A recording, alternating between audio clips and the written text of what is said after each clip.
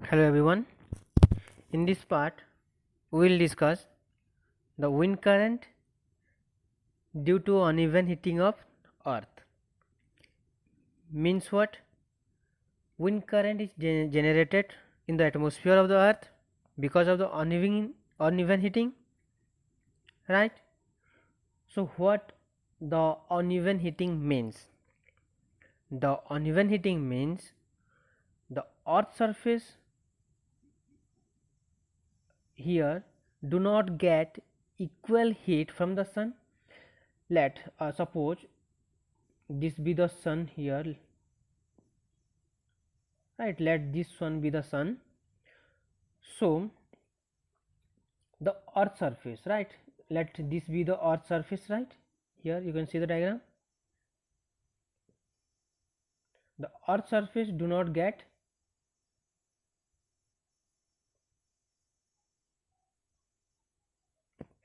equally heat, right?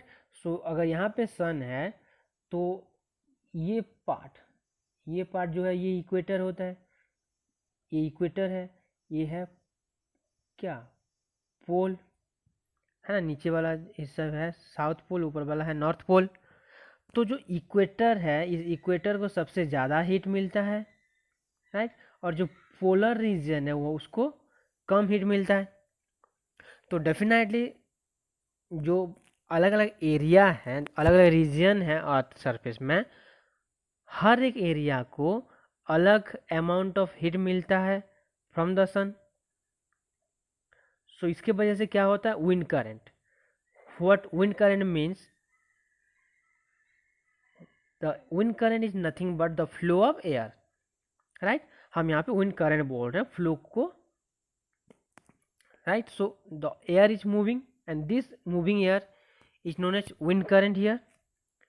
तो यहाँ पे देखो, अर्थ पे ना दो सिचुएशन क्रिएट होता है, और वो दोनों सिचुएशन क्या है देखते हैं। सबसे पहले uneven heating between the equator and pole का जैस नॉर्थ साउथ विंड्स। तो ये देखो, पहले से बोले तुम्हें कि जो इक्वेटर है उसको सबसे ज़्यादा हीट मिलता है। अब क्या होगा, अगर हीट ज़्यादा मिल रहा है, so the air above the equator region will rise up. देखो यहाँ पे जो एरो मार्क है ना, इसका मतलब ये नहीं है कि वो क्या इधर आ रहे हैं, द इक्वेटर की तरफ आ रहे हैं, the air is moving up, ठीक है। तो देखो, we know that the earth is divided into circular lines called latitude that specify the north south position of a place on the globe. Also the equator is latitude that is perpendicular to the axis, जो axis of rotation है इससे perpendicular होता है कौन, equator. Now the region that are close to the equator receive maximum sunlight on the earth. Equator के आसपास जो area है, मतलब ये एरिया सबसे ज़्यादा हीट रिसीव करता है। So hence the air in this region generally warm, the warm air therefore rises up. तो मैं तुम लोगों को पहले से बोले थे कि जो एयर गर्म है वो ऊपर उठेगा, और जो कोल्ड एयर है वो इक्वेटर की तरफ आएगा। क्यों? देखो, इक्वेटर एरिया में जो एयर है वो ऊपर उठ गया, तो उसका स्पेस खाली हुआ कि नहीं, तो उस स्पेस को फिलअप करने के लिए कौन आएगा, कोल्ड एयर आएगा। किधर से, पोल की तरफ से, ठीक है। So and okay, so rises up and cold air from the latitude around the equator. Latitude के आसपास में ये जो एरिया है, यहाँ का एयर किधर आएगा, इक्वेटर के पास। तो हुआ ना एयर कर wind current. Similarly cold winds from the north and south pole moves towards the equator and the neighboring latitude, and the circulation of wind takes place on the earth. अब देखो, ये जो पूरा प्रोसेस हो रहा है ना, इसको एक बार और अच्छे से समझते हैं। इक्वेटर एरिया में जो एयर था वो गर्म होकर ऊपर उठा, इक्वेटर के आसपास जो एयर है वो आएगा इक्वेटर की तरफ। अब ये जो सब ट्रॉपिकल रीजन है, ये अभी मैं जो लाइन ड्रॉ कर रहा हूँ ये है क्या, सब ट्रॉपिकल रीजन, यहाँ पे हाई प्रेशर है, तो वहाँ से एयर आएगा इक्वेटर की तरफ। अब यहाँ पे जो एयर है उसका स्पेस खाली हो गया, उसको फिलअप करने के लिए कौन आएगा? द एयर फ्रॉम द पोल। और इसी तरह से अर्थ पे विंड करंट जनरेट होके फ्लो करता है। क्लियर? नेक्स्ट,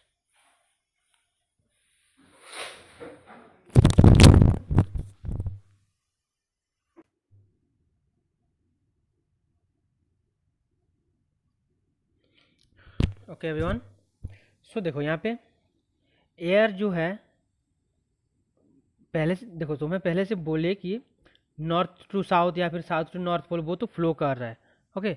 बट जो फ्लो है ना, वो एग्जैक्टली नॉर्थ टू साउथ या साउथ टू नॉर्थ नहीं होता, थोड़ा डेविएशन होता है, ठीक है। यहाँ पे देखो, the diversion in the direction of wind is because of the earth rotation, क्योंकि अर्थ जो है वो तो कंटिन्यूसली रोटेट कर रहा है, तो वो एग्जैक्टली नॉर्थ से साउथ या फिर साउथ से नॉर्थ नहीं होता, थोड़ा डेविएशन होता है। और वो डेविएशन किसकी वजह से होता है? अर्थ के रोटेशन की वजह से, ठीक है। Now uneven heating of land and water का जैसे मानसून, ओके। तो अभी देखो रेनी सीजन चल रहा है, तो जो रेन है वो कब होता है? ड्यूरिंग रेनी सीजन, और वो मानसून की वजह से होता है। तुम लोग सुने होगे monsoon is arriving India on mostly क्या जून महीने में आता है मानसून, ठीक है। तो वो क्यों आता है, कैसे, देखते हैं कैसे। यहाँ भी मैं इसको डिवाइड कर देता हूँ दो पार्ट में, ये है लैंड, ये है sea, suppose, right. Now in the summer season the land near the equator get warmer and its temperature generally remains higher than the ocean। ये स्टार्टिंग से बोल रहे हैं, लैंड जो है वो जल्दी हीट होता है, गर्म ही रहता है, और अगर वो गर्म है तो वहाँ का जो एयर है वो ऊपर उठेगा, and cold air from the ocean moves towards the land, और लैंड से जो कोल्ड एयर है वो, सॉरी, ओशियन के ऊपर जो कोल्ड एयर है वो आएगा ये स्पेस को ऑक्यूपाई करने, कहाँ? लैंड पे। And this wind is known as monsoon wind. समझ में आ रहा है मानसून विंड कौन क्या है? समर सीजन में लैंड गर्म होके वहाँ का एयर ऊपर उठेगा, तो उस स्पेस को ऑक्यूपाई करने के लिए ओशियन से आएगा कोल्ड एयर, और ये जो एयर आ रहा है ये है मानसून विंड। Clear everyone?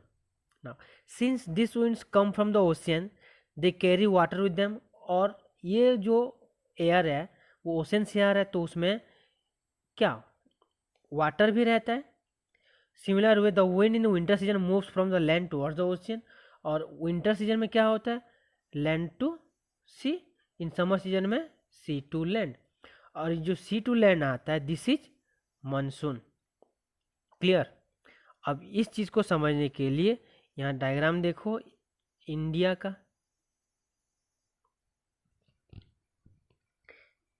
देखो समर से आ रहा है कि नहीं विंड। यहाँ पे रीजन देखो, प्रेसिपिटेशन मतलब रेनफॉल कितना होता है इन मिलीमीटर, mm मतलब मिलीमीटर। तो ये एरिया,